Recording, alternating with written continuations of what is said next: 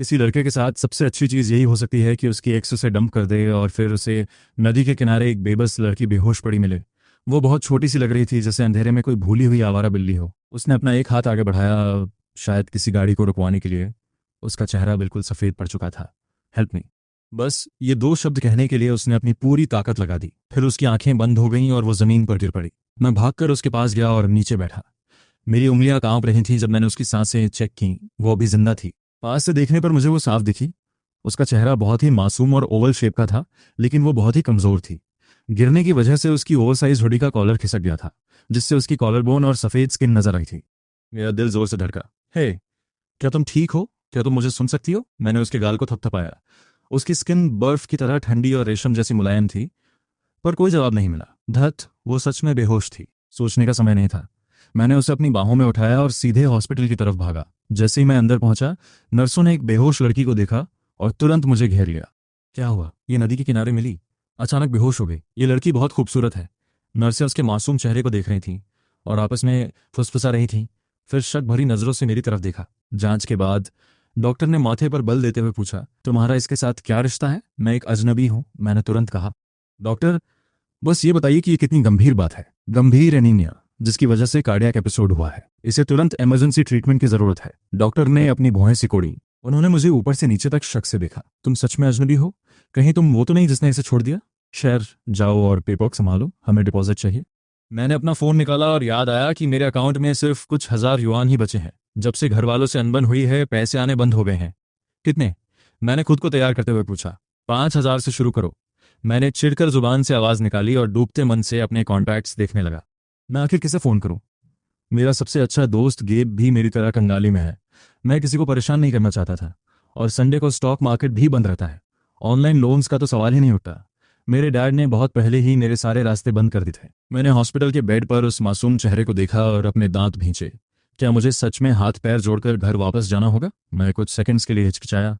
फिर मैं एक कोने में गया और डायल किया। डैड, मैं हूं। मैं अपनी बेबसी पर कार्ड के साथ मुस्कुराया। मुझे 10,000 युआन उधार चाहिए, इमरजेंसी है। दूसरी तरफ थोड़ी देर सन्नाटा रहा। फिर एक ठंडी और सपाट आवाज आई, तो फिर तुम लाइन पर आ ही गए। अफसोस कि पैसे मांगने के लिए आए हो, घर आने के लिए ही। सारा कैश स्टॉक मार्केट में फंसा दिया क्या? और अब तुम्हें बाप की याद आई। वापस आ जाओ और फैमिली बिजनेस संभालो। गाड़ियाँ, बंगले, औरतें, जो कुछ भी मेरा है वो तुम्हारा होगा। मैं काफ़ी देर तक चुप रहा। मैंने हमेशा कहा है कि मुझे ये सब नहीं चाहिए, और इस बार बात पैसों की नहीं है। एक लड़की है जिसे बचाने की ज़रूरत है। आपकी मर्जी। मैंने फ़ोन काट दिया। थोड़ी देर सन्नाटा रहा। कुछ सेकंड्स बाद मेरे फ़ोन पर घंटी बजी। 50,000 युआन मेरे अकाउंट में आ गए। मैं हैरान होकर स्क्रीन को देखता रहा। फिर एक थकी हुई मुस्कान के साथ सिर हिलाया। बुढ़ा कभी नहीं बदलेगा। बाहर से सख्त, अंदर से नरम। डिपॉजिट जमा करने के बाद मैं इमरजेंसी रूम के बाहर बेंच पर गिर पड़ा और समय गुजरते हुए देखने लगा। वनेसा की कड़वी बातें फिर से मेरे दिमाग में गूंजने लगी। ईथन, तुम खुद का ख्याल तक नहीं रख सकते। तुम अपने दम पर मुश्किल से जिंदा रह पा रहे हो। तुम्हें क्या लगता है कि तुम मुझे डिजर्व करते हो? मैं शायद अंधी थी जो तुम जैसे कंगाल लूजर के प्यार में पड़ गई। मैंने छत की तरफ देखा, डिसइंफेक्टेंट की तीखी गंध को महसूस किया और सोचा, वो रिश्ता भी क्या मजाक था। मैं आखिर किस चीज से प्यार कर रहा था? मुझे नहीं पता कितना समय बीता, पर आखिरकार इमरजेंसी रूम की लाइट बुझ गई। डॉक्टर बाहर आए और अपना मास्क हटाया। मरीज अब खतरे से बाहर है। क्या आप उसके परिवार से हैं? मैंने आपको बताया था मैं एक अजनबी हूं, मैंने फिर कहा। तो अब क्या स्थिति है? डॉक्टर ने आ भरी। कंजेनिटल हार्ट डिजीज, साथ में लंबे समय से कुपोषण और थकान। उसे ऑब्जर्वेशन के लिए रुकना होगा। जाओ, पेपर वर्क पूरा करो। Congenital heart disease. मेरा दिल बैठ गया। ये कोई छोटी बात नहीं थी। इसमें लाखों युआन खर्च हो सकते थे। मैं लड़खड़ाते हुए पेमेंट काउंटर तक गया और अपना कार्ड स्वाइप किया। अपने बैलेंस को घटते हुए देख रहा था। मैंने खुद को कोसा। ईथन, ओ ईथन, हीरो बन रहे हो। अजनबी के लिए परिवार के पैसे लुटा रहे हो। किसे इंप्रेस करने की कोशिश कर रहे हो। लेकिन मुझे खुद भी एहसास नहीं हुआ। जैसे ही मैंने सुना कि वो खतरे से बाहर है, मेरे सीने का बोझ हल्का हो गया। हॉस्पिटल के कमरे में वो लड़की शांत लेटी थी। आईवी ड्रिप की वजह से उसके चेहरे का दर्द गायब हो गया था। सोते हुए वो बहुत सुकून में लग रही थी। अब मुझे उसे गौर से देखने का मौका मिला। वो ज्यादा बड़ी नहीं होगी, ज्यादा से ज्यादा 18 या 19 साल की। इतनी कम उम्र की लड़की नदी के किनारे अकेली और बेहोश कैसे मिली? मैं थोड़ी देर बोर होकर बेड के पास बैठा, फिर पानी की बोतल लेने बाहर गया। जैसे ही मैं वापस आया, मेरी नज़र उन आंखों से मिली जो अभी खुली थीं। वो धुंधली और खोई हुई लग रही थीं, बिल्कुल बेबस। हम एक पल के लिए एक दूसरे को देखते रहे। लड़की कमजोर आवाज में बोली, क्या आपने मुझे बचाया? बस वहां से गुजर रहा था। अब कैसा महसूस हो रहा है? मैंने थकी हुई मुस्कान दी। उसने बैठने की कोशिश की पर उसमें ताकत नहीं थी। मैंने उसे सहारा देने के लिए हाथ बढ़ाया और मेरी हथेली उसके कंधे पर पड़ी, जो इतना पतला था कि मेरे हाथ में समा गया। मैं अपनी भौहें सिकोड़ने से खुद को रोक नहीं पाया। वो बहुत ही ज्यादा दुबली थी। शुक्रिया। लड़की पीछे टिक गई। उसकी आवाज़ एक फुसफुसाहट से ज़्यादा नहीं थी। मैं आपके मेडिकल बिल्स के पैसे चुका दूंगी। अपनी आंखें बंद करके भी मैं बता सकता था कि ये जिद्दी लड़की बस हिम्मत दिखाने की कोशिश कर रही है। मैंने शांति से सिर हिलाया। वो हम बाद में देख लेंगे। तुम्हारा नाम क्या है? क्या कोई ऐसा है जिसे मैं फ़ोन कर सकूं? ये सुनते ही उसकी सुंदर आंखों की चमक तुरंत गायब हो गई। मेरा नाम मियाँ है। परिवार में कोई नहीं है जो आ सके। तुम्हारा मतलब क्या है? मैं सुन रह गया। मेरी माँ गुजर गई। मेरे डैड। मियाँ ने अपना सिर झुका लिया। उसकी उंगलियां हॉस्पिटल गाउन को जोर से मरोड़ रही थीं। उसकी आंखों में गहरा दुख था। वो नहीं आएंगे। बोलते हुए उसका पूरा शरीर कांप रहा था। मैं समझ गया। उसकी जिंदगी काफी मुश्किल रही है। कोई और? कोई दोस्त? मियाँ ने सिर हिलाया। वो अपने सफेद होठों को इतनी जोर से चबा रही थी कि खून निकल आए। उसकी आवाज और भी धीमी हो गई। मैं अभी इस शहर में आई हूं। मैं किसी को नहीं जानती। मैंने आ भरी। बहुत बढ़िया। लगता है मैं इसके साथ फंस गया हूं। अभी बस आराम करो। जब तुम ठीक हो जाओगी तब बाकी सब देखेंगे। मैंने समय देखा। रात के 10 बज चुके थे। क्या तुम्हें भूख लगी है? क्या मैं तुम्हारे लिए कुछ खाने को लाऊं? मियाँ ने घबराहट में मेरी तरफ देखा। मुझे मुझे भूख नहीं है, बस थोड़ी प्यास लगी है। मैं मुड़ा और एक कप गुनगुना पानी उसे दिया। जैसे ही उसने लिया, उसकी उंगलियां गलती से मेरी उंगलियों से छू गईं। वो ऐसे कांपी जैसे उसे झटका लगा हो और उसके गाल तुरंत गुलाबी हो गए। सॉरी। इसमें सॉरी की क्या बात है? मुझे लड़की थोड़ा अजीब लगी, पर उसकी बर्फ जैसी ठंडी उंगलियों के उस छुअन ने मुझे सोचने पर मजबूर कर दिया। मेरे अंदर एक ऐसी भावना जागी जिसे मैं नाम नहीं दे सका। मियाँ के पानी पीने के बाद मैं कुछ कहने ही वाला था कि मेरे पेट से एक जोरदार और शर्मनाक आवाज निकली। सही है, मैंने रात का खाना नहीं खाया था। मियाँ ने मुझे देखा और धीरे से पूछा, क्या आपको भूख लगी है? आप मेरी चिंता मत कीजिए, जाकर खा लीजिए। मुझे थोड़ा अजीब लगा। मैं भूखा तो बहुत था, पर उसे इतना कमजोर देखकर मेरा जाने का मन नहीं हुआ। मैं कुछ डिलीवरी ऑर्डर कर देता हूँ। क्या खाना अच्छा लगेगा? मियाँ ने तुरंत अपना सिर ऐसे हिलाया जैसे कोई खिलौना हो। जरूरत नहीं है, मुझे भूख नहीं है। उसके मुंह से ये शब्द निकले ही थे कि उसके पेट से भी एक जोरदार आवाज आई। लड़की शर्म के मारे कान के सिरों तक लाल हो गई, जैसे वो कंबल के नीचे छिप जाना चाहती हो। मैं अपनी हंसी नहीं रोक पाया। लगता है तुम्हारा पेट तुमसे ज्यादा ईमानदार है। मुझे बस थोड़ी सी भूख लगी है। बस थोड़ी सी। मियाँ शर्मिंदगी में लाल होते हुए मान गई। मैंने उसे चिढ़ाया नहीं। मैंने अपना फोन निकाला और कुछ सादा चावल का दलिया और हल्का खाना ऑर्डर किया। डिलीवरी का इंतजार करते हुए मैं खिड़की के पास टिक गया और अपना फोन चलाने लगा। कभी कभी बेड पे लेटी मियाँ को देख लेता। वो वहाँ चुपचाप लेटी थी, पर उसकी नजरें मुझ पर ही टिकी थी, जैसे उसे डर हो कि पलक झपकते ही मैं गायब हो जाऊंगा। किसी का मुझ पर इस तरह निर्भर होना मुझे थोड़ा असहज कर रहा था, पर अजीब तरह से थोड़ा अच्छा भी लग रहा था।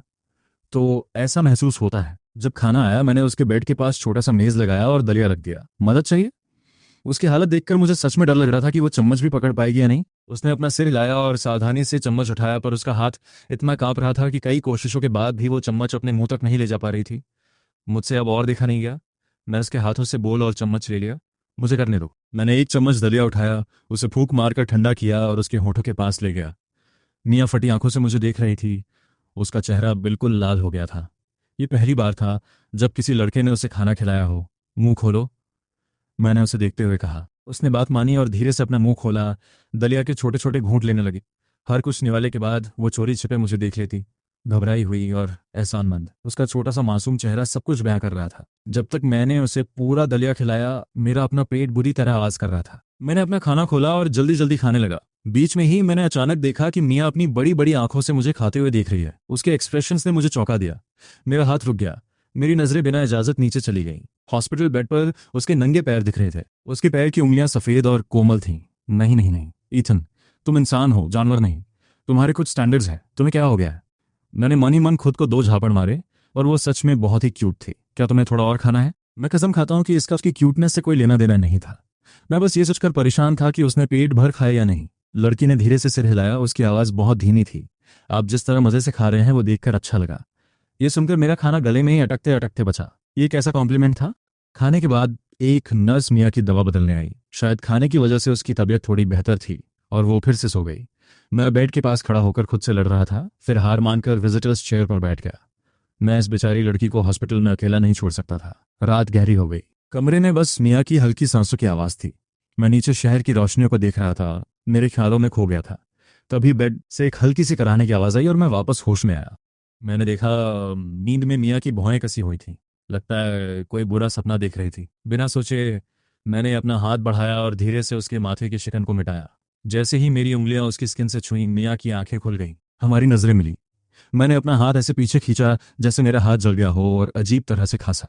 बुरा सपना? मिया ने कोई जवाब नहीं दिया। वो बस मुझे शांति से देखती रही। चांदनी रात में उसकी आंखें पानी से भरी हुई एम्बर की तरह लग रही थीं।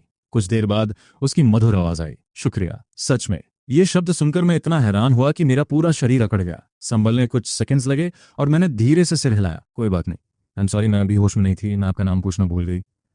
मिया ने धीरे से कहा, मेरा नाम ईथन है। हो, गुड नाइट ईथन। और बस कुछ ही देर में उसकी सांसें फिर से सामान्य हो गई। वो कुछ ही सेकंड्स में सो गई।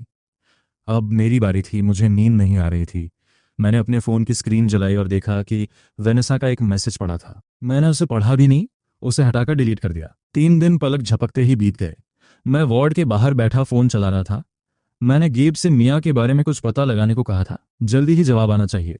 मेरे फ़ोन की घंटी बजी, एक ईमेल नोटिफिकेशन। मैं सीधा होकर बैठ गया। आंखें स्क्रीन पर टिकी थीं। मैं जितना पढ़ रहा था मेरी भौहें उतनी ही सिकुड़ती जा रही थीं। मियाँ, 18 साल, एक दूर दराज पहाड़ी गांव से। माँ गुजर चुकी है, पिता अभी जिंदा है। परिवार में बस उसकी 70 साल की दादी है। मैं स्क्रॉल करता रहा और फिर मेरी उंगली रुक गई। मेडिकल फाइल में साफ साफ लिखा था, कंजेनिटल हार्ट डिजीज, जिसके लिए उम्र भर दवाइयों की जरूरत है। गंभीर स्थिति में सर्जरी भी हो सकती है। ये काफी उलझा हुआ मामला था। मैंने परेशान होकर अपने बालों में हाथ फिराया। ये सब सोचते हुए मैंने कमरे का दरवाजा खोला। अंदर का नजारा देखकर मैं रुक गया। मियाँ जाग रही थी और बेडसाइड टेबल पर रखे पानी के कप तक पहुंचने की कोशिश कर रही थी। उसकी ओवरसाइज गाउन की आस्तीन नीचे खिसक गई थी, जिससे उसकी बहुत ही पतली कलाई नजर आ रही थी। हिलना मत, मैंने कहा और 3 लंबे कदम चलकर उसके पास पहुंचा। कप उसके हाथों में थमा दिया। शुक्रिया ईथन। मियाँ ने कप पकड़ा। उसकी आवाज में गर्माहट थी। वो एक डरी हुई बिल्ली की तरह धीरे धीरे पानी पी रही थी। मुझे वैसे मत बुलाओ, बस ईथन कहो, ठीक है? डॉक्टर ने कहा है कि तुम्हें आज डिस्चार्ज कर दिया जाएगा। मैं कुर्सी खींच कर बैठ गया। लेकिन तुम दवाइयां बंद नहीं कर सकती और तुम्हें फॉलोअप्स के लिए वापस आना होगा। डिस्चार्ज का नाम सुनते ही मियाँ की आंखों में चमक आई और फिर बुझ गई। ठीक है, शुक्रिया। मेडिकल बिल्स के पैसे मैं चुकाने का कोई ना कोई रास्ता ढूंढ लूंगी। मैंने हाथ उठाकर उसे बीच में ही रोक दिया। पैसों की बात बाद में करेंगे, पहले मुझे सच सच बताओ, डिस्चार्ज के बाद तुम कहाँ जाने वाली हो? मियाँ तुरंत चुप हो गई। उसने अपना सिर झुका लिया। उसकी पलकें झपक रही थीं। थोड़ी देर बाद उसने ना में सिर हिलाया। मुझे नहीं पता, उसकी आवाज़ बस एक फुसफुसाहट थी।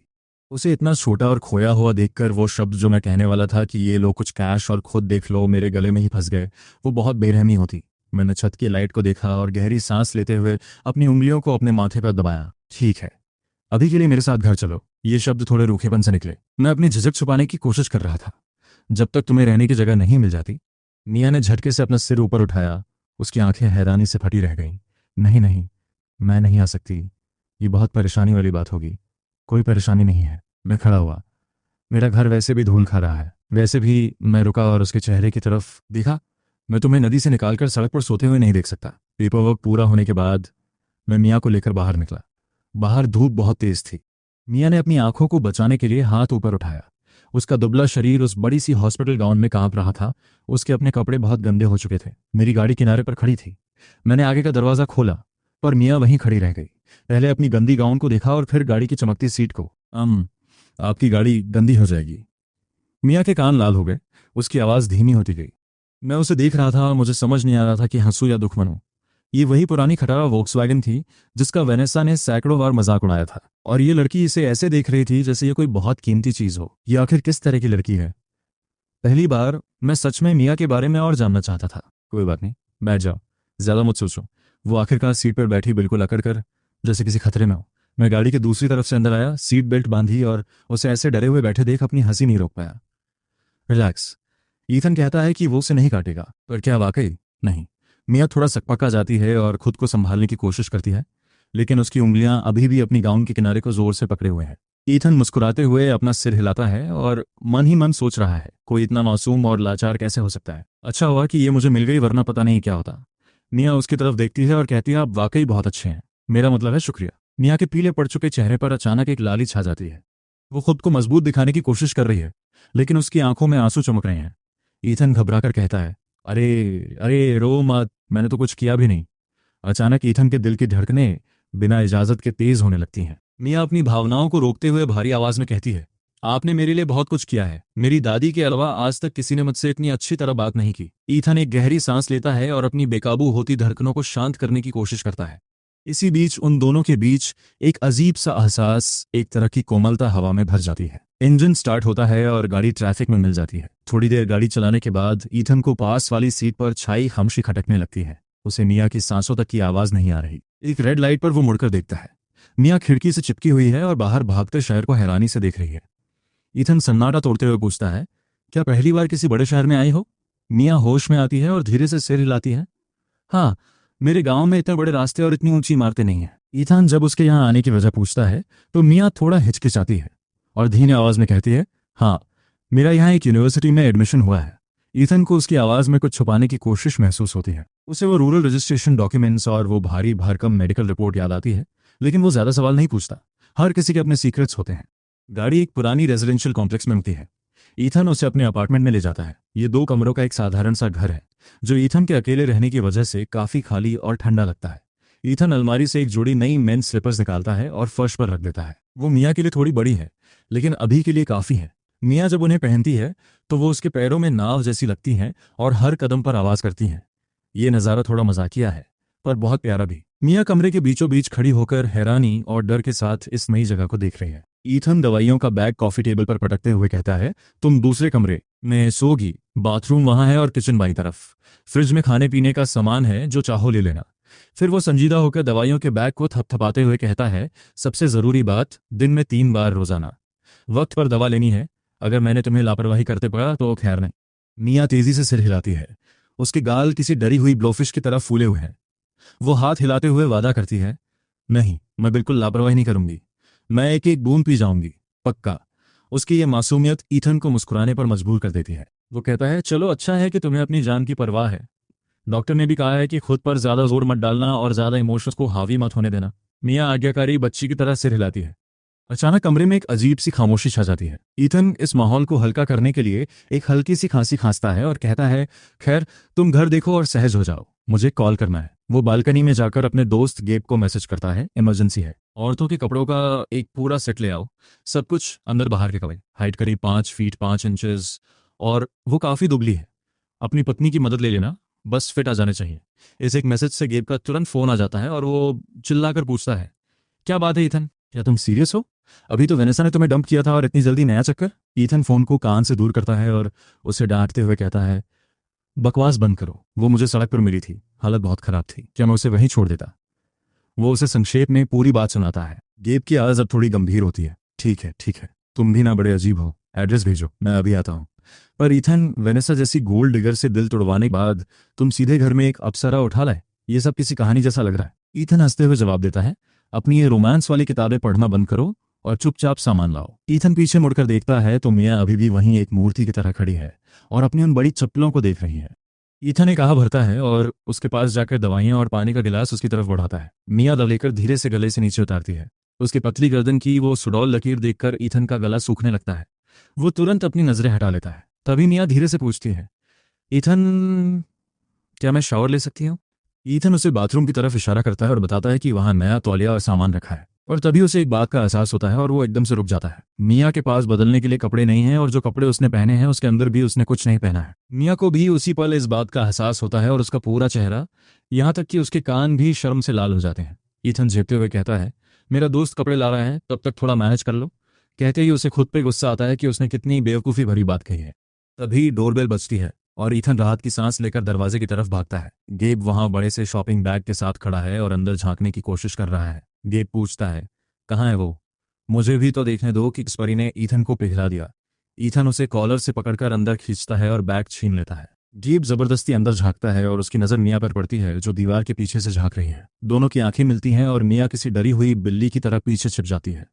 गेब हैरान होकर कहता है, ओ भाई ईथन, तुम तो सीधे किसी एनिमे की लड़की उठा लाए। ईथन उसे बिना रहम के दरवाजे के बाहर धक्का देता है और कहता है, चुप करो और जाओ यहाँ से, मैं पैसे ट्रांसफर कर दूंगा। ईथन दरवाजा बंद कर देता है और वो कपड़ों का बैग मिया को थमाते हुए कहता है, ये लो तुम्हारे कपड़े, अब जाकर शाल ले लो। मिया बैग लेकर तेजी से बाथरूम में घुस जाती है। ईथन सोफे पर गिर पड़ता है और सिर पकड़ लेता है। तभी गेब का मैसेज आता है, भाई, मैं सच कह रहा हूँ, वो लड़की तुझे इस तरह देख रही थी, उसकी आंखों में तारे चमक रहे थे। बस काबू में रहना, जानवर मत बन जाना। ईथन उसे जवाब भेजता है दफा हो जा। तभी बाथरूम का दरवाजा खुलता है। मिया नए कपड़े पहनकर बाहर आती है, लेकिन वो कपड़े उस पर थोड़े ढीले हैं जिससे वो और भी नाजुक लग रही है। उसके भीगे बाल कंधों पर गिरे हैं, लेकिन उसकी टॉप कुछ जगहों से बहुत ज्यादा टाइट है। वो घबराकर अपने कपड़ों को नीचे खींचती है और शर्मिंदगी से कहती है, ईथन पैंट्स तो ठीक है पर टॉप थोड़ा छोटा है और अंडरवेयर भी बहुत छोटी है, मैं उसे नहीं पहन पाई। ये सुनकर ईथन की आंखें फटी की फटी रह जाती हैं। वो मन ही मन सोच रहा है तो इसका मतलब इसने अभी अंदर कुछ नहीं पहना है। ईथन का दिमाग काम करना बंद कर देता है। वो घबरा कर कहता है, ठीक है, अगर कोई और रास्ता नहीं है तो तुम मेरे कपड़े पहन लो। मिया हैरानी से पूछती है, ईथन क्या तुम्हारे पास औरतों के कपड़े होते हैं? ईथन का चेहरा लाल हो जाता है और वो चिल्लाकर कहता है, मेरा मतलब मेरे खुद के कपड़े, तुम क्या सोच रही हो? मिया शर्मिंदगी में अपने होठ चबाने लगती है। ईथन उससे पूछता है कि और कुछ कहना है। मिया और भी ज्यादा लाल होकर कहती है, जो नीचे पहनते हैं वो भी फिट नहीं आ रहे। ईथन उसे अपने कमरे से अपनी एक टी शर्ट, शॉर्ट्स और एक साफ पेयर ऑफ बॉक्सर्स लाकर देता है। वो दरवाजे की कुंडी पर कपड़े टांग देता है और मिया धीरे से हाथ बाहर निकालकर उन्हें ले लेती है। ईथन की उंगलियां गलती से उसकी मखमली त्वचा को छू जाती हैं और उसके शरीर में एक बिजली सी दौड़ जाती है। जब मिया दोबारा बाहर आती है तो उसने ईथन की वो बड़ी सी सफेद टी शर्ट पहनी हुई है जो उस पर किसी गाउन की तरह लग रही है। उसका गला कंधे से नीचे सरक रहा है जिससे उसकी चमकती त्वचा नजर आ रही है। ईथन की नजरें उसके गीले बालों पर पड़ती हैं और वो कहता है, तुमने बाल क्यों नहीं सुखाए, ठंड लग जाएगी। मिया धीरे से कहती है, मुझे वो शोर मचाने वाली मशीन हेयर ड्रायर इस्तेमाल करनी नहीं आती। ईथन समझ जाता है कि गांव में रहने की वजह से उसने ये सब नहीं देखा होगा। उसे बाथरूम में ले जाता है और खुद उसके बाल सुखाने लगता है। ईथन की उंगलियां बड़े प्यार से उसके बालों के बीच से गुजरती हैं। उन दोनों के बीच एक अनकही सी नजदीकी बढ़ रही है। जब बाल सूख जाते हैं तो मिया मुस्कुराते हुए उसे शुक्रिया कहती है। ईथन घड़ी देखकर कहता है, काफी देर हो गई है, कल सुबह मैं तुम्हें मॉल ले जाऊंगा, तुम्हें अपने नाप के कपड़े लेने होंगे। मिया मना करती है, लेकिन ईथन उसकी एक नहीं सुनता। वो मिया की उस खिसकती हुई नेकलाइन और उसकी मासूमियत को देखकर सोचता है कि इस मुसीबत को घर लाना शायद इतना बुरा फैसला भी नहीं था। दूसरी तरफ मिया सोच रही है, ईथन वाकई बहुत अच्छा इंसान है और कितना हैंडसम भी है। वो कोई क्रीप नहीं हो सकता, बिल्कुल नहीं। मिया खुद को अंदर ही अंदर समझाती है और आखिर में इस नतीजे पर पहुंचती है कि वो वाकई में बहुत चालाक है। ईथन कहता है, चलो अब ये तय रहा, इस बारे में और कोई बहस नहीं होगी। अब सो जाओ, गेस्ट रूम तुम्हारे लिए तैयार है, साफ चादरें और सब कुछ लगा दिया है। मिया चुपचाप सिर हिलाती है और अपनी ढीली वेस्ट बैंड को पकड़े हुए गेस्ट रूम की तरफ चली जाती है। दरवाजे पर पहुंचकर वो रुकती है और पीछे मुड़ती है। उसकी आंखें झरने के पानी जैसी साफ हैं और आवाज रुई जैसी मुलायम। Ethan, good night.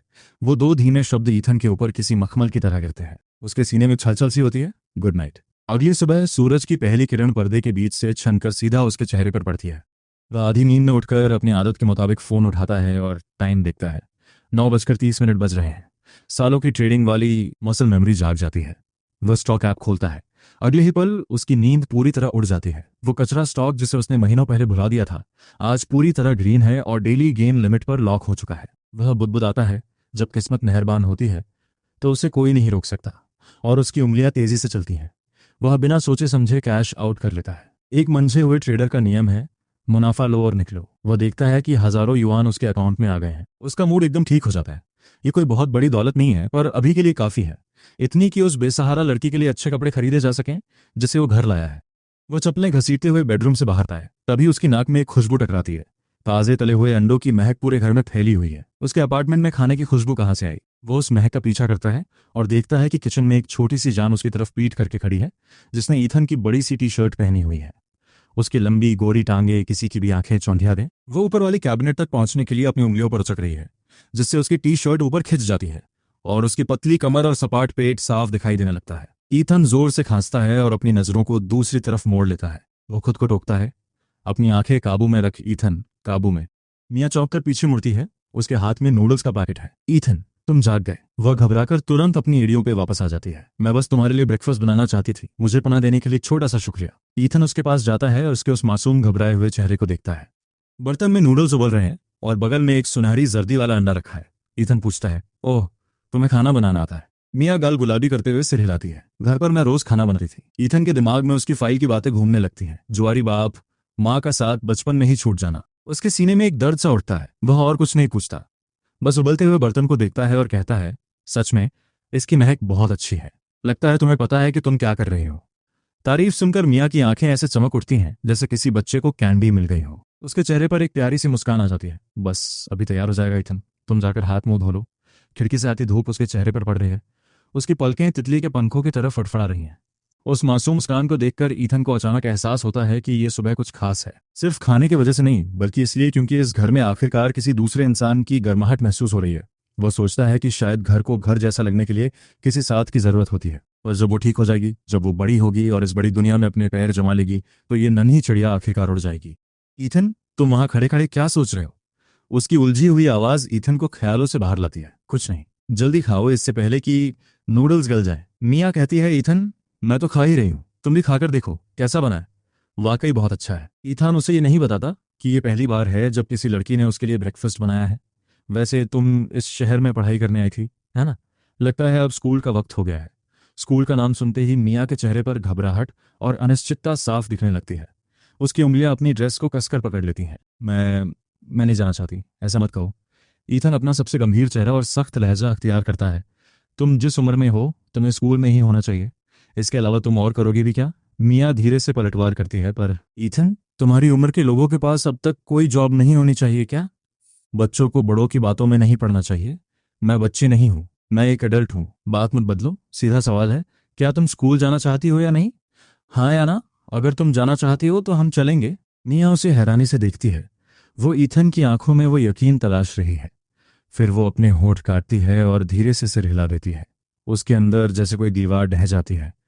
उसकी नाक सुलगने लगती है और आंखें लाल हो जाती हैं। उसकी पलकों के किनारे आंसू आ जाते हैं।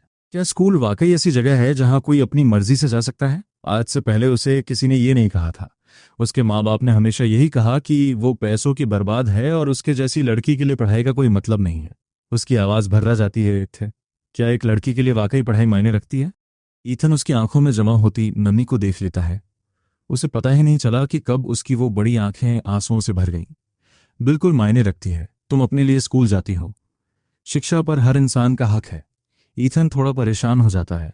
उसे समझ नहीं आता कि वो इतनी जल्दी ठीक होने के बाद अचानक रोने कैसे लगी। इसका दिल बाहर से जितना कमजोर है अंदर से उतना ही कर जैसा है। वो सोचता है कि ये कितनी मासूम और रोतलू लड़की है। ईथन, क्या तुम मुझे अब से सिर्फ मिया बुला सकते हो? वो अपने आंसू बड़े ही अनाड़ी तरीके से पोंछती है। उसे लगता है कि वो इसे छुपा रही है, पर उसका बिखरा हुआ चेहरा ईथन के ठीक सामने है। ईथन उलझन में पूछता है, मिया अचानक ये बदलाव क्यों? कोई वजह नहीं है, ये लड़कियों वाली बात है। मिया मुंह फुलाकर अपनी नम आंखें झपकाती है। पहली बार उसके चेहरे पर एक शरारती झलक दिखती है। चलो मिया, अब जल्दी खा लो। सुकून भरे खाने का वक्त बहुत छोटा होता है।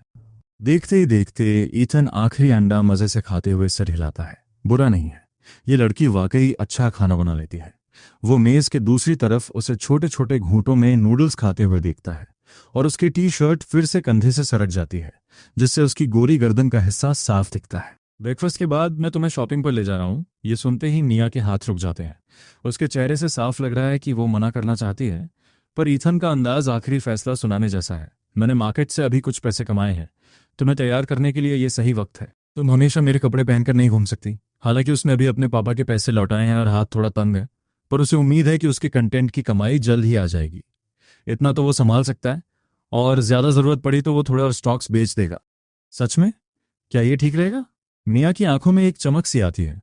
कोई भी लड़की नए कपड़ों को मना नहीं कर सकती, पर वो बोझ नहीं बनना चाहती। क्या तुम्हें डर लग रहा है कि मेरी सारी सेविंग्स खत्म हो जाएंगी? क्या हमें पुल के नीचे सोना पड़ेगा? ईथन उसे चिढ़ाता है। ऐसी बात नहीं है, मैं सिर्फ सस्ती चीजें ही लूंगी। मिया अपनी पहनी हुई चीजों को देखकर शर्मा जाती है। शुक्रिया ईथन, इसे एक कर्ज समझना। मैं तुम्हें पाई पाई लौटा दूंगी। ब्रेकफास्ट खत्म करके वो सीधा पास के मॉल पहुंचते हैं। मिया ईथन के पीछे ऐसे चिपकी हुई है जैसे कोई घबराई हुई छोटी सी चिड़िया हो। उसकी आंखें उन चमचमाती दुकानों और पुतलों को देख रही हैं जिन्हें वो शायद कभी छू भी नहीं पाती। ईथन ये सब देख रहा है पर कुछ कहता नहीं। वो उसे सीधा एक कैजुअल फैशन स्टोर में ले जाता है जो जवान लड़कियों के लिए है। अंदर कदम रखते ही मिया कपड़ों की ढेरों कतारें देखकर दंग रह जाती है। वो बस अपनी जगह पर जड़ होकर खड़ी हो जाती है। ये दुकान बहुत बड़ी है। वो अपने होंठ काटते हुए फुसफुसाती है। उसके पैर जैसे जमीन में धंस गए हों। वहां जाती है। वह सोचता है कि शायद इसी को कहते हैं किसी को पलते हुए देखना। जब मिया काम खत्म करके पीछे मुड़ती है तो उसकी नजरें टीवी स्टैंड पर रखे एक डिजिटल फोटो फ्रेम पर पड़ती है। ईथन, क्या ये पुराने तुम हो? ईथन की मुस्कान जम जाती है। वो पास जाता है और फ्रेम उठाकर धूल साफ करता है। हाँ, कॉलेज के दिनों की है, बहुत पुरानी बात है। मिया कुछ सोचने लगती है। वो तस्वीर में मौजूद उस लड़की की तरफ इशारा करती है जिसकी मुस्कान बहुत प्यारी है। क्या ये तुम्हारी गर्लफ्रेंड थी? कुछ सेकंड के लिए वहां खामोशी छा जाती है। ईथन उस फ्रेम को उल्टा करके मेज पर रख देता है। एक एक्स। वो ऐसे कहता है जैसे किसी अजनबी की बात कर रहा हो। बहुत पहले खत्म हो गया सब। मिया फौरन समझ जाती है कि ईथन का मूड बदल गया है। सच तो ये है कि उस सब से गुजरने के बाद ईथन अब इन सब चीज़ों से ऊब चुका है। वो अपने होठों को एक कड़वी मुस्कान के साथ सिकोड़ता है। उसकी आवाज़ में एक थकावट और अकेलापन है। प्यार एक भूत की तरह है। सबने इसके बारे में सुना है पर देखा शायद ही किसी ने हो।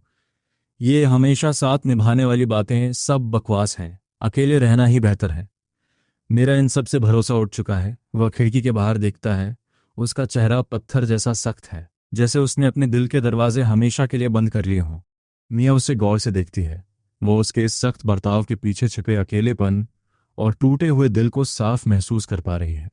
उसके खुद के सीने में एक अजीब सी टीस उठती है। ईथन को दर्द में देखकर उसे खुद को दर्द क्यों हो रहा है। मिया को यह समझ नहीं आता और ये एहसास उसे थोड़ा डरा देता है। ईथन, मेरा दिल अभी थोड़ा भारी महसूस हो रहा है। मेरी दादी हमेशा कहती थी कि जब भी उदासी महसूस हो तो गले लगने से सब ठीक हो जाता है। तो क्या तुम चाहते हो कि मैं तुम्हें गले लगाऊं? ईथन की आंखें फटी की फटी रह जाती हैं। उसका पूरा चेहरा जम जाता है। उसके चेहरे पर गर्मी बढ़ने लगती है। मिया घबराकर कहती है, ईथन, मैं तो बस मजाक कर रही थी। मिया को समझ नहीं आ रहा कि उसने क्या गलत कह दिया, लेकिन अपनी सच्ची भावनाओं को मजाक के पीछे छिपाना हर मासूम इंसान की फितरत होती है। मैं उसकी तरफ मुड़ता हूं और एक हल्की सी मुस्कान के साथ कहता हूं, थैंक यू। मिया पूरी तरह कंफ्यूज्ड है। उसने तो अभी अभी कहा था कि वो बस एक मजाक था, फिर ये बड़ा बुद्धू उसे थैंक यू क्यों बोल रहा है, और उसे हक करने का मौका भी नहीं मिला। उसके सीने में एक अजीब सी बेचैनी और हलचल होने लगती है। अगली सुबह पर्दों के बीच से आती सूरज की रोशनी मिया के चेहरे पर पड़ती है। आज वो कुछ ज्यादा ही जल्दी जाग गई है। सच तो ये है कि वो रात भर ठीक से सो नहीं पाई थी। यूनिवर्सिटी रजिस्ट्रेशन के बारे में सोचकर ही उसे घबराहट और एक्साइटमेंट दोनों महसूस हो रही थी। पिछली रात जब मैंने उसे बिठाकर तसल्ली से बात की थी, तब मिया ने अपने पास्ट के बारे में बहुत कुछ बताया था। सब कुछ तो नहीं, लेकिन काफी कुछ। वो वाकई यहाँ पढ़ने के लिए आई थी, इस शहर में जिसे लोग रोमांटिक पहाड़ों और टूरिस्ट हेवन के नाम से जानते हैं। लेकिन उसकी नींद उड़ने की वजह सिर्फ पढ़ाई नहीं थी। जब भी कुछ तस्वीरें उसके दिमाग में आती, उसका चेहरा शर्म से जलने लगता। जब उसे धुंधली सी नींद आई तो उसने सर्दियों का सपना देखा। उसने सपने में खुद को और ईथन को एक होटल हॉट स्प्रिंग में साथ देखा। और फिर, ओह, एक लड़की ऐसा सपना कैसे देख सकती है? मिया को पहली बार ऐसी शर्मिंदगी महसूस हो रही थी। उसे लग रहा था जैसे सब कुछ बदल गया है। जब कुछ समझ ना आए तो इंटरनेट पर सर्च करो। कल मैंने उसे सीखने के लिए एक पुराना फोन दिया था। पलक झपकते ही मिया को कुछ ऐसे जवाब मिले जो उसे बिल्कुल समझ नहीं आए, और उसका चेहरा टमाटर की तरह लाल हो गया। उसका मन किया कि फोन कमरे के पार फेंक दे। इधर जब मैं उबासी लेते हुए बेडरूम से बाहर आया तो मैंने देखा कि मिया लिविंग रूम के काउच पर बिल्कुल सीधी और सतर्क बैठी है। इतनी जल्दी उठ गई? कुछ खाया क्या? मिया धीरे से सिर हिलाती है। उसकी आवाज़ बहुत कोमल है। मैं बस थोड़ी देर पहले ही उठी थी। मैंने कुछ बनाया है। ईथन, तुम खाकर देखो। ये बस छोटी सी चीज है। मिया भागकर किचन में जाती है और माइक्रोवेव से 2 प्लेट्स लेकर आती है जो उसने कल रात के बचे हुए चावल और सॉसेज से बनाई थी। शायद ये बहुत अच्छी न लगे। 2 सफेद सेरामिक प्लेट्स में 2 सलीके से बने त्रिकोणीय चावल बॉल्स रखे थे, जिनके ऊपर बड़ी सावधानी से तिल के बीज छिड़के गए थे। तुम्हें रोज सुबह नाश्ता बनाने की जरूरत नहीं है। मैं अक्सर इसे स्किप कर देता था, और सच कहूँ तो नाश्ता मुझे कभी इतना खास नहीं लगा। मैं रुकता हूँ और मेरी आंखों में एक चमक आती है। मैं एक चाय व बॉल उठाकर उसे खाता हूँ। ये तो बहुत बढ़िया है। मेरी आंखें चमक उठती हैं।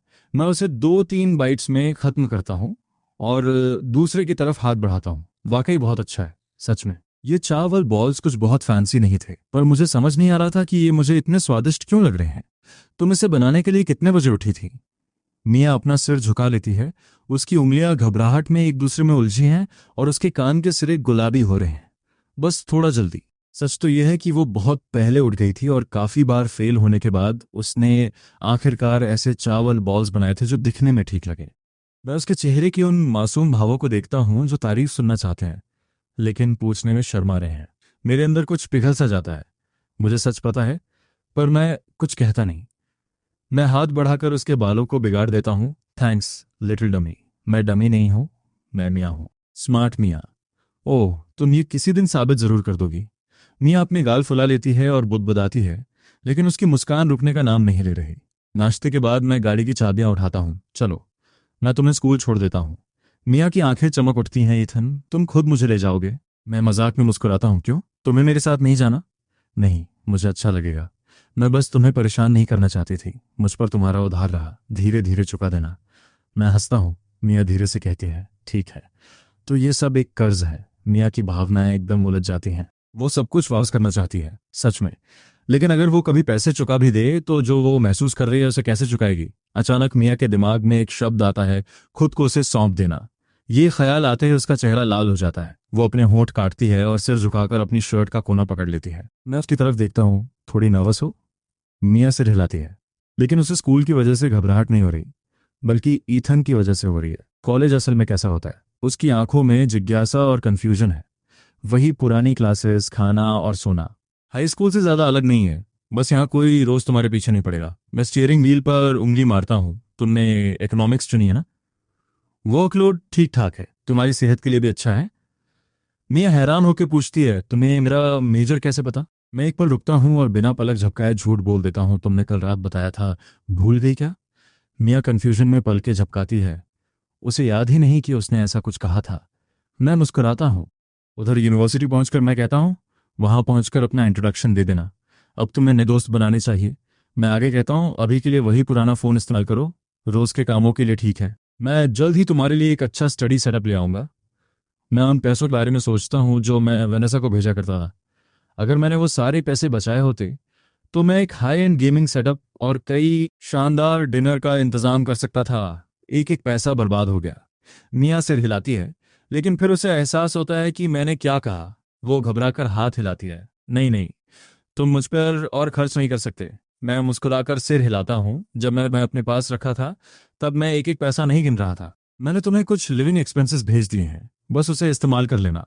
मुझे ज़रूरत नहीं है, मेरे पास पैसे हैं। मैं अपनी भौहें चढ़ाता हूँ, कहाँ से आए? मियाँ की आवाज़ धीमी हो जाती है और वो इधर उधर देखने लगती है। बस है मेरे पास। मैं अपनी आंखें सिकोड़ता हूँ और मुस्कुराकर बात टाल देता हूँ, जब खत्म हो जाए तो बता देना। मियाँ राहत की सांस लेती है। उसे अच्छा लगा कि मैंने ज़्यादा जोर नहीं दिया, लेकिन वो वाकई मुझ पर और बोझ नहीं बनना चाहती। इसी बीच हम यूनिवर्सिटी के गेट्स पर पहुंचते हैं। फ्रेशमैन चेक इन एरिया में बहुत भीड़ है। मैं गाड़ी पार्क करता हूं और मियाँ को कॉलेज ऑफ लिबरल आर्ट्स के रजिस्ट्रेशन डेस्क तक ले जाता हूं। वहां की एडवाइजर एक 30 साल की महिला है, काले चश्मे वाली, बिल्कुल बिजनेस लाइक, मिस ली। मैं आगे बढ़ता हूं और मियाँ को अपने सामने करता हूं। नमस्ते, ये मेरी कज़न मियाँ है, आज रजिस्ट्रेशन के लिए आई है। मिस ली अपना चश्मा ऊपर करती हैं और मियाँ को गौर से देखती हैं, फिर मेरी तरफ मुड़ती हैं। उनके चेहरे पर शक साफ दिख रहा है। तुम्हारी सगी कज़न? मैं शांति से कहता हूँ, मम्मी की तरफ से कज़न है। इसकी सेहत थोड़ी ठीक नहीं रहती, कंजेनिटल हार्ट कंडीशन है, कोई भी भारी फिजिकल एक्टिविटी नहीं कर सकती। इसे ज़्यादा स्ट्रेस भी नहीं होना चाहिए। अगर आप इस पर नज़र रखेंगी तो बड़ी मेहरबानी होगी। मिस ली की नज़र हम दोनों के बीच घूमती है। इसके माता पिता कहाँ हैं? मेरे पास जवाब तैयार था, शहर से बाहर काम कर रहे हैं। उन्होंने ही मुझे इसका ख्याल रखने को कहा है। इसके मेडिकल रिकॉर्ड्स गाड़ी में हैं, अगर ज़रूरत हो तो मैं ला सकता हूँ। मियाँ हैरान होकर मुझे देख रही है कि मुझे ये सब कैसे पता। इसलिए एक पल शांत रहती हैं, फिर मियाँ से पूछती हैं, ये आदमी तुम्हारा क्या लगता है? मियाँ की बोलती बंद हो जाती है। ये ईथन है। कैसे ईथन? मिस ली की आंखें तेज हैं। मियाँ का चेहरा लाल हो जाता है और वो अपनी शर्ट का कोना मरोड़ने लगती है। उसके मुंह से एक शब्द नहीं निकलता। मैं आ भरता हूँ और आगे आता हूँ। मिस ली, आप देख सकती हैं कि ये झूठ बोलने में कितनी कच्ची है, लेकिन आप ये भी देख सकती हैं कि मेरा इरादा बुरा नहीं है। अगर होता तो मैं इसे यहाँ लेकर ही नहीं आता। कैंपस के अंदर मैं इसका ख्याल नहीं रख सकता, इसलिए आप पर भरोसा कर रहा हूँ। अगर कुछ भी हो तो मुझे सीधे कांटेक्ट करें। मैं उन्हें अपना कार्ड देता हूँ जिस पर मेरा नंबर और एड्रेस है। वो उसे देखती हैं और फिर मुझे गौर से। उनके तेवर थोड़े ढीले पड़ते हैं। ठीक है, मैं इस पर नजर रखूंगी, लेकिन कॉलेज कोई डे केयर नहीं है। आखिर में सब स्टूडेंट पर ही निर्भर करता है। समझ गया, शुक्रिया मिस ली। मैं मियाँ की तरफ मुड़ता हूँ। मैं तुम्हारी ट्रेनिंग यूनिफॉर्म लेकर आता हूँ, तुम फॉर्म्स भरो और यहीं रुको। जब मैं दूर चला जाता हूँ तो मिस ली मियाँ की तरफ झुकती हैं। सच बताओ, क्या वो वाकई तुम्हारा बॉयफ्रेंड नहीं है या है? वो खुद को रोक लेती हैं। उन्होंने इस जॉब में बहुत कुछ देखा है। मियाँ जोर से सिर हिलाती है। नहीं नहीं, वो वाकई एक भाई की तरह है। अच्छा है, कॉलेज प्रलोभनों से भरा है। तुम जैसी लड़की को खुद को बचाकर रखना चाहिए। कुछ भी गलत हो तो मेरे पास आना। बाहर के लोगों पर इतनी जल्दी भरोसा मत करना। मियाँ सिर हिलाती है, पर अंदर ही अंदर वो मानती है कि ईथन बुरे इंसान नहीं है। मिसली को उसकी ये धीमी आवाज़ सुनाई दे जाती है। वो बस आ भरती हैं। ये लड़की बहुत मासूम है और मिसली जानती हैं कि ऐसे ही लोगों का फ़ायदा उठाया जाता है। जब मैं ट्रेनिंग यूनिफॉर्म लेकर लौटता हूँ तो मिया सारा पेपर वर्क खत्म कर चुकी होती है। सब हो गया। मिस ली ने कहा कि मेरी कंडीशन की वजह से मैं कम्यूट कर सकती हूँ। बेहतरीन। इससे मेरा कम्यूटर स्टेटस फाइल करने का काम बच गया। मिया चौंक जाती है कि मैंने ये पहले ही सोच लिया था। मैं कोई जवाब नहीं देता, बस उसके हाथों में यूनिफॉर्म थमा देता हूँ। ये लो, पहन कर देखो। यूनिफॉर्म उसके लिए बहुत बड़ी थी। बाहें कई बार मोड़नी पड़ी और जैकेट उसके कूल्हों से नीचे जा रही थी। वो बिल्कुल एक छोटी बच्ची लग रही थी जिसने अपने माँ बाप के कपड़े पहन लिए हों। ये बहुत बड़ी है। मिया उसे खींचती है। कोई बात नहीं, तुम पर फिर भी अच्छी लग रही है। मैं बाद में छोटा साइज ले आऊंगा। मैं उसका कॉलर ठीक करता हूँ। चलो तुम्हें डॉम दिखा दूँ। रास्ते में मैं अचानक पूछता हूँ, क्या तुमने स्टूडेंट लोन के लिए अप्लाई किया है? मिया की आंखें फटी की फटी रह जाती हैं। हाँ, किया है। तुम्हें कैसे पता? उसने इसे छिपाने की बहुत कोशिश की थी। कौन सा बैंक? कितना? वही जो स्कूल के साथ है। साल के 8,000। उसकी आवाज़ धीमी होती जाती है और उसकी आंखें लाल होने लगती हैं। मुझे पता है कि इस बुद्धू ने मेरे पीछे से स्टूडेंट लोन ले लिया। क्या 8,000 काफ़ी हैं? ट्यूशन और डॉर्म फीस ही 5,000 से ऊपर है। बाकी खर्चे के लिए काफ़ी हैं? काफ़ी हैं। मैं वैसे भी ज़्यादा नहीं खाती। मैं कुछ नहीं कहता, बस उसके बालों को ज़ोर से सहलाता हूँ। पगली कहीं की। मियाँ ठिठक जाती है और मेरे पीछे भागते हुए मेरा स्लीव पकड़ती है। एथन, मैं लोन खुद चुका दूंगी, मैं वादा करती हूँ।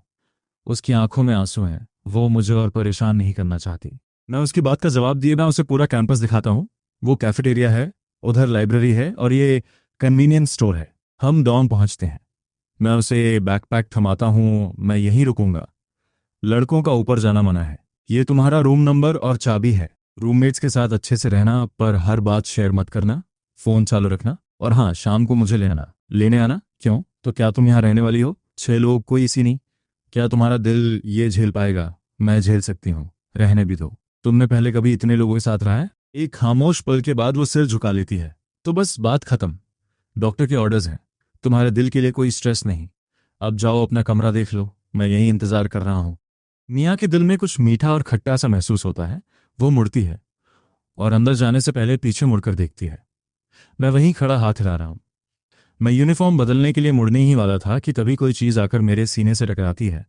थैंक यू इथन, आज मेरे साथ आने के लिए शुक्रिया। उसकी आवाज़ बहुत कोमल थी, पर उस अचानक मिले हग ने मुझे सुन्न कर दिया।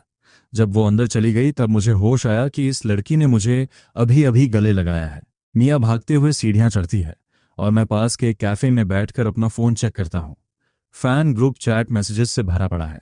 सब पूछ रहे थे कि मैंने पोस्ट क्यों नहीं किया। क्या मेरा ब्रेकअप हो गया? मैं रिप्लाई करता हूँ, निजी काम में फंसा था, 2-3 दिन में लौटूंगा। चैट में हंगामा मच जाता है। मैं उन्हें शांत रहने को कहता हूँ और फ़ोन रख देता हूँ। तभी 3 लड़कियां बाहर आती हैं। मियाँ अपने 2 रूममेट्स के बीच में है। मुझे देखते ही उसकी आंखें चमकती हैं। तुम ईथन फूड व्लॉगर हो ना? यकीन नहीं होता, मैं तुम्हें सच में देख रही हूँ। यूकी निडर होकर आगे आती है। सेलेना पीछे मुस्कुरा रही है। मिया कह रही थी कि तुम बहुत देर से इंतजार कर रहे हो।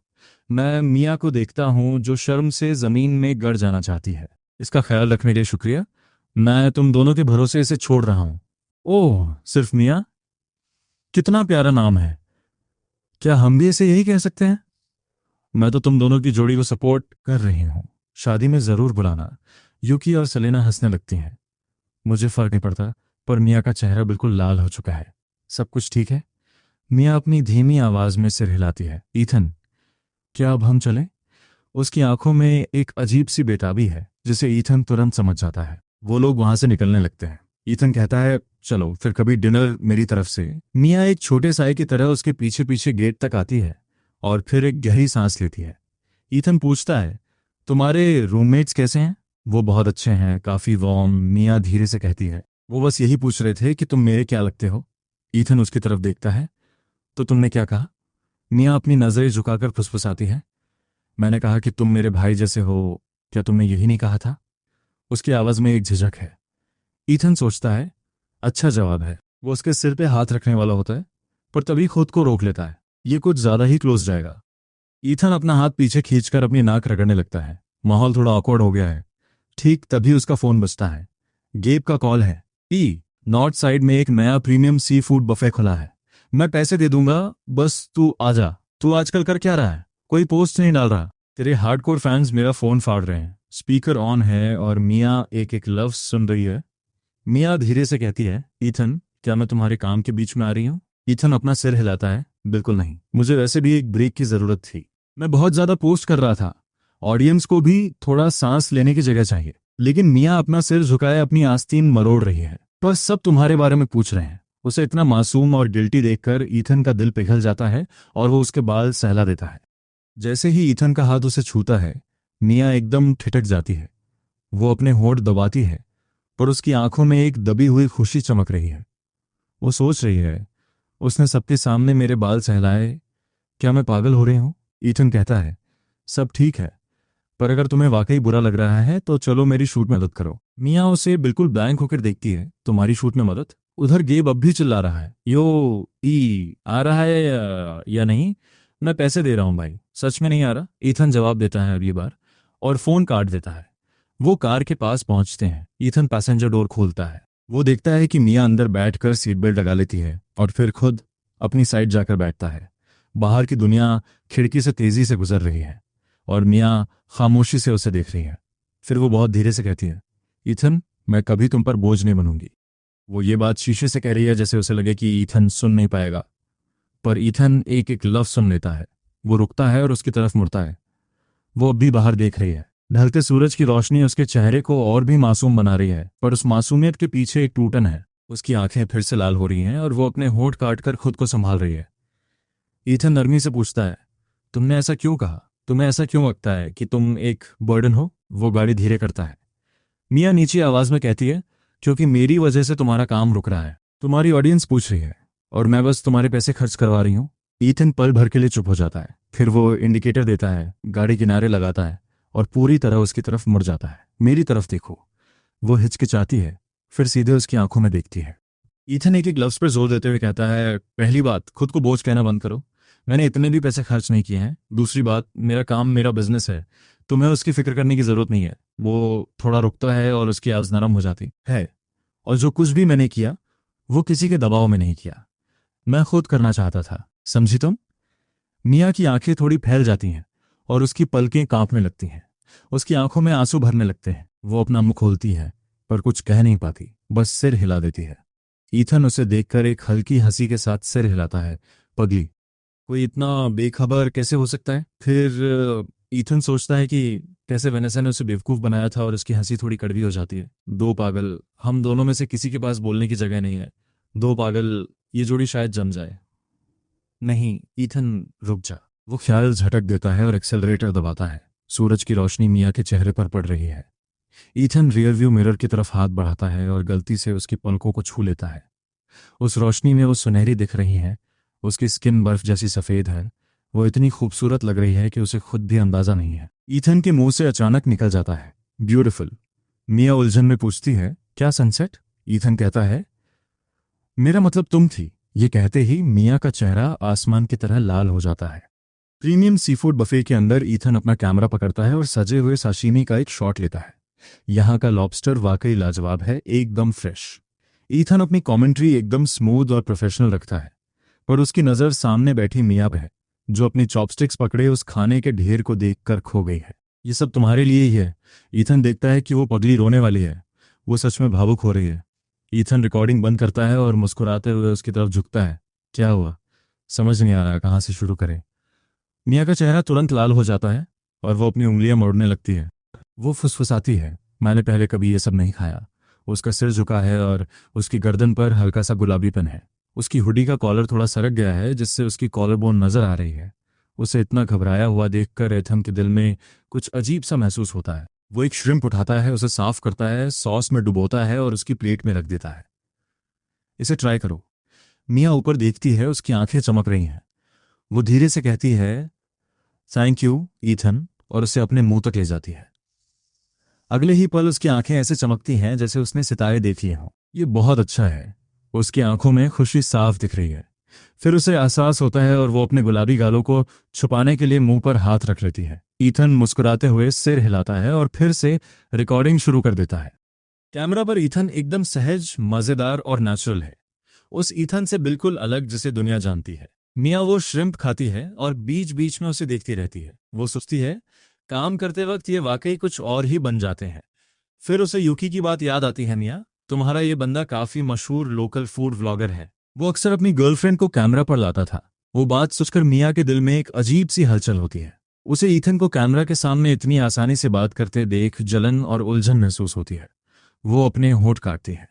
जब ईथन कॉर्डिंग रोकता है तो वो धीरे से बोलती है, ईथन।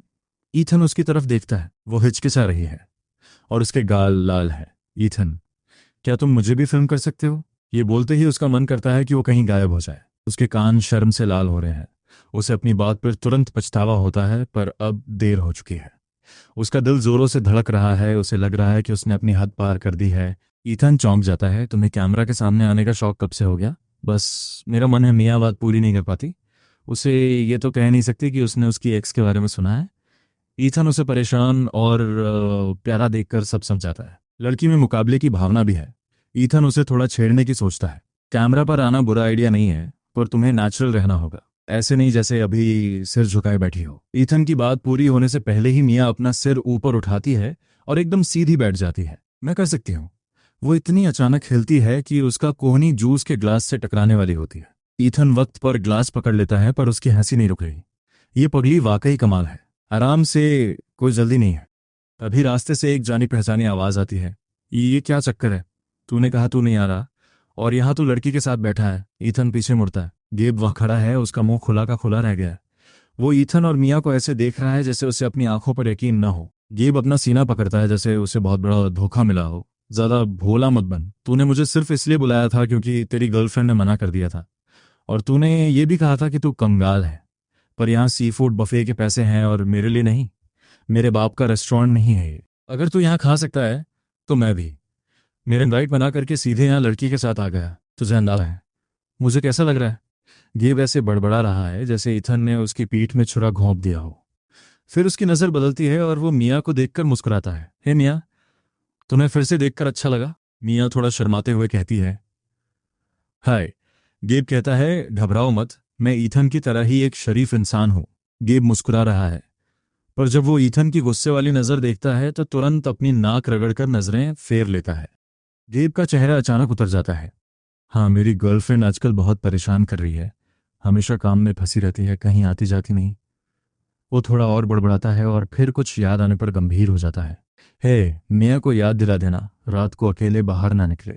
इस इलाके में कोई स्टॉकर घूम रहा है। ईथन के तेवर बदल जाते हैं कब से। अभी हाल ही में गेब कहता है, काफी रिपोर्ट्स आई हैं, पर अब तक कोई पकड़ा नहीं गया। वो अपना फोन देखता है। ओ, मुझे निकलना होगा, गेमिंग सेशन है।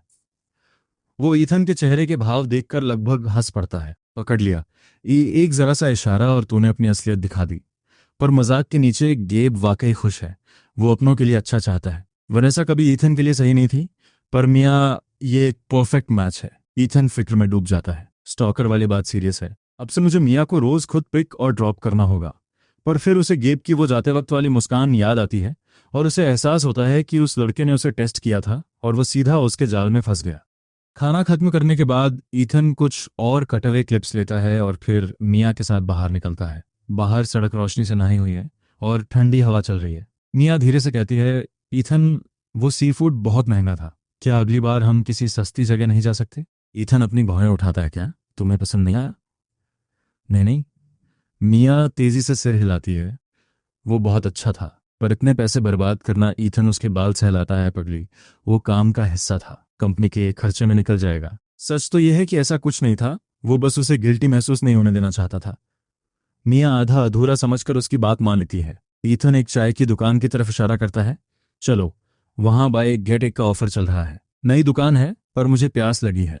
मैं लेकर आती हूँ मेरी तरफ से ट्रीट। ईथन, तुम यहीं रुको, कहीं जाना मत। मिया हड़बड़ी में है, पर उसकी आवाज में एक दृढ़ता है। वो ईथन के जवाब का इंतजार किए बिना दुकान की तरफ दौड़ पड़ती है। ईथन उसे शाम की रोशनी में सड़क पार करते देखता है। वो जवान और ऊर्जा से भरी हुई है। ईथन के चेहरे पर मुस्कान आ जाती है। ये पगली इतनी प्यारी कैसे हो सकती है? पर उसकी ये खुशी ज्यादा देर नहीं टिकती। पीछे से एक ठंडी और साफ आवाज आती है। ईथन, जाहिर है वो उसकी एक्स वेनेसा है। ईथन पीछे मुड़ता है। वो कुछ दूरी पर एक ब्लेजर पहने खड़ी है और उसके चेहरे पर वही जानी पहचानी झूठी मुस्कान है। तो वाकई तुम ही हो। वो पास आती है और उसे ऊपर से नीचे तक देखती है। अकेले रेस्टोरेंट रिव्यू कर रहे हो? आजकल साथ खाने वाला कोई मिल नहीं रहा क्या? ताना साफ है। ईथन हंसे बिना नहीं रह पाता। लगता है कि इसको मिर्ची लगी है। पहली बार तुम्हें इस हाल में देख रहा हूँ। वेनेसा अपने होंठ काटती है। उसे ईथन का ये रिएक्शन बिल्कुल पसंद नहीं आया। ईथन सपाट आवाज में कहता है, कुछ नहीं, बस सोच रहा हूँ कि तुम वाकई नहीं बदली। वेनेसा का चेहरा उतर जाता है। उसे ईथन की यही बात सबसे ज्यादा खटकती है। पास में कुछ न होते हुए ही वो इतना बेफिक्र रहता है जैसे उसे कोई चीज छू ही ना सके। मैं बदली हूं या नहीं, ये पॉइंट नहीं है। उसकी आवाज थोड़ी और गिर जाती है। तुम देखो अपनी हालत ईथन। इतने सालों तक जो कुछ हमारे बीच था, मेरी जवानी, सब एक ऐसे आदमी पर बर्बाद हो गई जो अपनी जिंदगी संभाल नहीं सका। तुम मुझे उसके बदले क्या दोगे? उसकी आवाज तेज हो जाती है और आंखों में आंसू आने लगते हैं। वो ईथन की आंखों में शर्म और पछतावा ढूंढ रही है। पर कुछ अजीब है, ईथन उसे देखकर और भी ज्यादा मजे ले रहा है। ईथन मुड़ने ही वाला होता है, तभी एक छोटा और ठंडा हाथ उसके सीधे हाथ को थाम लेता है। वो हाथ गर्म और कोमल है, जैसे वक्त ठहर गया हो। वेनेसा की आंखें फटी की फटी रह जाती हैं। मुंह खुला का खुला रह जाता है। मिया का वो मासूम और बेदाग चेहरा देखकर वेनेसा के सीने में जलन होने लगती है। एक चिड़चिड़ाहट उसे घेर लेती है और तभी एक धीमी शर्मीली आवाज गूंजती है, Ethan orchid latte, low sugar. मुझे याद था कि तुम्हें ये ऐसे ही पसंद है। ईथन एक गहरी सांस लेता है। चाय की वजह से नहीं, बल्कि इसलिए क्योंकि उसके दिल को संभालने के लिए एक पल चाहिए। वो चाय लेने गई थी, पर उसने मेरा हाथ क्यों पकड़ा हुआ है? ये लड़की मुझे पागल कर देगी। वो नीचे देखता है। मिया ने 2 कप्स पकड़े हुए हैं और वो उसे देख रही है। उसकी आंखों में ऐसी चमक है जैसे वेनेसा वहां है ही नहीं। वेनेसा की नजर मिया पर पड़ती है। वो खूबसूरत चेहरा, सुराही जैसी गर्दन और वो लंबे पैर। वेनेसा की आंखें ठंडी पड़ जाती हैं। कौन हो तुम? मिया पहली बार वेनेसा को नोटिस करती है। उसकी आंखें थोड़ी फैलती हैं और वो ईथन के और करीब आ जाती है। ईथन, ये कौन है? इससे पहले कि ईथन कुछ कह पाता, वेनेसा बीच में ही काट देती है। मैं इसकी गर्लफ्रेंड हूँ। वो आखिरी शब्द पर जोर देती है और जानबूझकर उनके जुड़े हुए हाथों की तरफ देखती है। और तुम इसकी क्या लगती हो? मिया का चेहरा लाल जाता है। वो अपना हाथ छुड़ाने की कोशिश करती है, पर ईथन अपनी पकड़ मजबूत कर लेता है। माफ करना, गर्लफ्रेंड नहीं, एक्स गर्लफ्रेंड। ईथन की आवाज में कोई इमोशन नहीं है। ये शब्द वेनेसा के लिए नहीं, बल्कि उसके पास खड़ी उस लड़की के लिए हैं जिसने 2 चाय के कप्स पकड़े हुए हैं। इससे पहले कि ईथन कुछ और कहे, मिया खुद को संभालती है। वो एक कदम आगे बढ़ती है और वेनेसा की तरफ देखती है। उसकी आवाज नरम है, पर उसमें एक मजबूती है। ईथन, तुम्हें अपनी चाय पीनी चाहिए। स्टाफ कहता है कि क्रीम को 5 मिनट्स के अंदर ही खत्म करना होगा, वरना इसका असली टेस्ट नहीं आएगा। उसकी आवाज में थोड़ी हिचकिचाहट है, पर एक ऐसी जिद है जिसे साफ महसूस किया जा सकता है। ये देखकर मेरे सीने में एक अजीब सी गर्माहट महसूस होती है। मैं कप अपने हाथ में लेता हूँ और उसका एक सिप भरता हूँ। वाकई लाजवाब है। मिया की आंखें खुशी से चमक उठती हैं।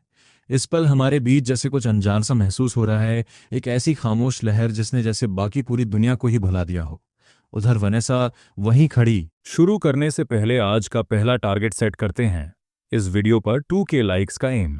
अगर आपको ये जर्नी पसंद आ रही है, अगर हर एपिसोड आपको फील होता है, तो लाइक बटन दबाओ और 2K का टारगेट मिलकर कंप्लीट करते हैं। आपका एक लाइक सिर्फ बटन नहीं, ये प्रूफ है कि आप इस स्टोरी का पार्ट हो। चैनल को सब्सक्राइब करके बेल ऑन कर दो, ताकि हर नया एपिसोड, हर नया ट्विस्ट सबसे पहले आप तक आए। और हाँ, आज का सबसे इंपॉर्टेंट मिशन। हर इंसान एक वीडियो को 3 टाइम्स हाइप कर सकता है, तो अभी के अभी 3/3 हाइप पॉइंट्स कंप्लीट करो। ये सिर्फ नंबर्स नहीं हैं, ये डिसाइड करेगा कि नेक्स्ट एपिसोड फुल पावर के साथ आएगा या नहीं। इतनी मेहनत और टाइम लगता है हर एपिसोड में। अगर सपोर्ट स्ट्रांग रहा तो सीरीज और भी इंटेंस होगी, लेकिन अगर रिस्पॉन्स वीक रहा तो शायद ये जर्नी यहीं रुक सकती है, या फिर आगे सिर्फ मेंबर्स के लिए कंटिन्यू होगी। डिसीजन आपके हाथ में है। 2K लाइक सेम कंप्लीट करो, 3/3 हाइप फिनिश करो, लाइक और सब्सक्राइब करो और कमेंट में लिखो मिशन कंप्लीट। ये सिर्फ चैनल नहीं, हमारी कम्युनिटी का पावर मोमेंट है।